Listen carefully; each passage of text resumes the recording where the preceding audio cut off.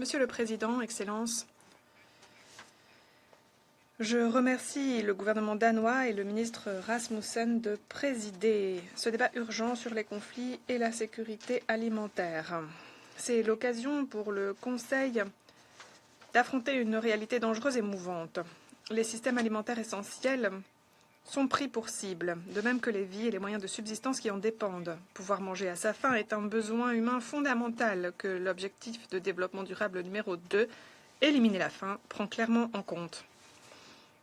L'objectif faim zéro peut être atteint, mais pour y parvenir, il faut s'attaquer aux multiples causes profondes de la faim, notamment aux conflits.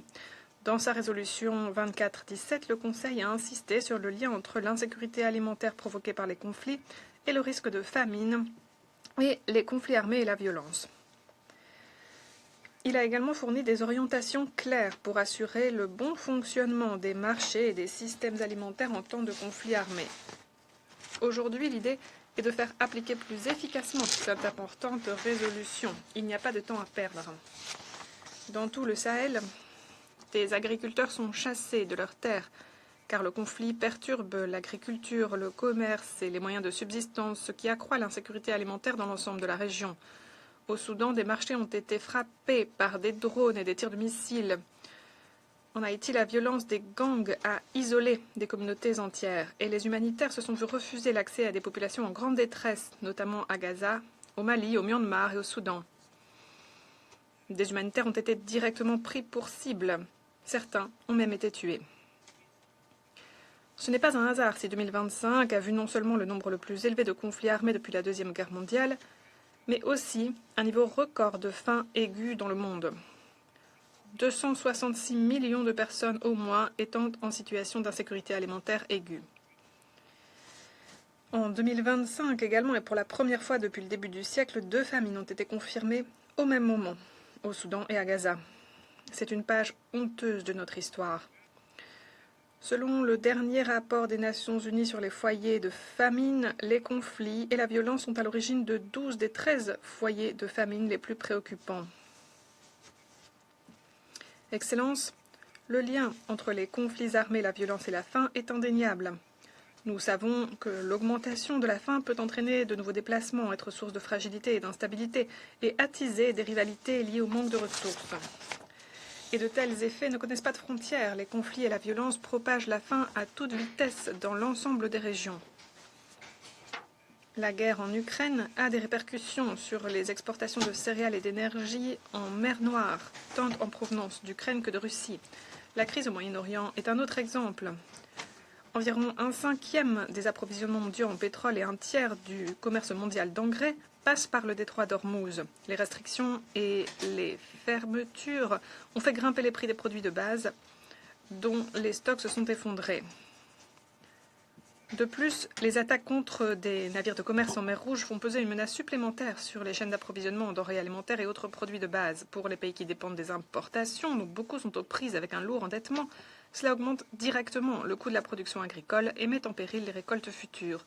Nous avons besoin d'un règlement pacifique, juste et durable qui garantisse les droits et libertés de navigation internationaux, notamment dans le détroit d'Ormuz et le détroit de Bab al-Mandab et autour de ces détroits, et qui rétablissent la stabilité et la confiance. Comme je l'ai expliqué en détail hier, nous nous sommes attachés à élaborer et à proposer des mécanismes concrets pour répondre aux besoins humanitaires mondiaux suscités par la crise du détroit d'Ormuz. Cet effort de renforcement de la confiance assorti d'un calendrier précis se concentrerait dans un premier temps sur les engrais et les matières premières associées, tout en pouvant être étendu à d'autres produits. Le soutien international à cette initiative est encourageant. Ce qu'il faut désormais, c'est la coopération et la volonté politique des parties. J'exhorte toutes les parties concernées à s'engager sérieusement et de manière constructive.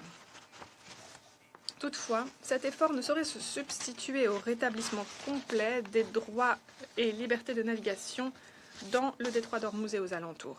Excellences, dans la résolution 24-17, le Conseil se dit conscient de la nécessité de mettre fin au cercle vicieux du conflit armé et de l'insécurité alimentaire. Et pourtant, ce cercle vicieux continue. C'est pourquoi j'invite aujourd'hui le Conseil à examiner 3 mesures visant à renforcer cette résolution historique et à en tirer parti. Premièrement, la résolution 24-17 doit être appliquée de manière cohérente et dans son intégralité. Pour les parties à un conflit, cela signifie ne pas priver les civils des biens indispensables à leur survie, tels que la nourriture, les récoltes, le bétail et les réserves d'eau potable, et s'abstenir d'attaquer, de détruire, d'enlever ou de mettre hors d'usage ces biens. Prendre toutes les précautions possibles pour épargner les biens de caractère civil, notamment les biens nécessaires à la production et à la distribution de denrées, comme les exploitations agricoles, les usines, les systèmes d'eau, les sites de traitement et de stockage des produits alimentaires et les moyens de transport de la nourriture, et garantir que le personnel humanitaire ait accès librement et en toute sécurité aux civils en période de conflit armé. Un trop grand nombre de parties à des conflits armés se soustrait impunément aux obligations que leur impose le droit international humanitaire. C'est inacceptable. Les États doivent jouer leur rôle pour ce qui est de respecter et faire respecter le droit international humanitaire et user de leur influence pour en garantir le respect. Dans le même temps, il faut agir face aux informations faisant état de la faim engendrée par un conflit. Nous ne pouvons pas attendre que la famine ou des conditions catastrophiques soient confirmées officiellement. J'appelle ce Conseil à agir dès que les premiers signaux d'alerte s'allument. Deuxièmement, les systèmes alimentaires doivent être protégés dans leur intégralité. Les conflits et la violence ne doivent pas empêcher les agriculteurs de se rendre dans leurs champs, les produits de la terre d'être recueillis et les denrées alimentaires de quitter les entrepôts. Je demande au Conseil de réaffirmer qu'il est favorable à des mesures de protection des infrastructures essentielles à la sécurité alimentaire. Des garanties doivent notamment être prévues pour les exploitations agricoles, les systèmes d'eau, les marchés, les installations de stockage, les ports et les itinéraires logistiques. Il faudrait également renforcer les garanties concernant l'approvisionnement en denrées alimentaires destinées à l'exportation, en intrants agricoles et en aide alimentaire, humanitaire, notamment leur acheminement transfrontière par voie terrestre et maritime. Troisièmement, le personnel humanitaire doit être protégé. Toutes les parties à un conflit ont des obligations claires en vertu du droit international humanitaire. Elles doivent notamment permettre les arrangements pratiques nécessaires et à l'acheminement de l'aide et protéger les travailleurs humanitaires dans l'accomplissement de leur mission vitale. Dans sa résolution 2417, ce Conseil s'est déclaré disposé à examiner les informations concernant le refus illégal d'accès humanitaire et à prendre des mesures appropriées, y compris des mesures de sanction.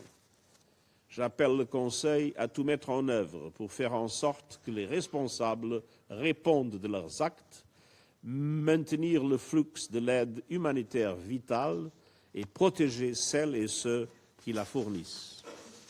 Excellences, la meilleure protection contre l'insécurité alimentaire, c'est la paix. Et un monde sans faim offre les conditions les plus sûres pour la paix. J'exhorte le Conseil à utiliser tous les moyens à sa disposition pour contribuer à prévenir les conflits et à y mettre fin, ainsi que pour empêcher que les risques émergents ne dégénèrent en crise plus vaste d'instabilité et en particulier d'insécurité alimentaire. Je vous remercie. Je remercie le secrétaire général pour sa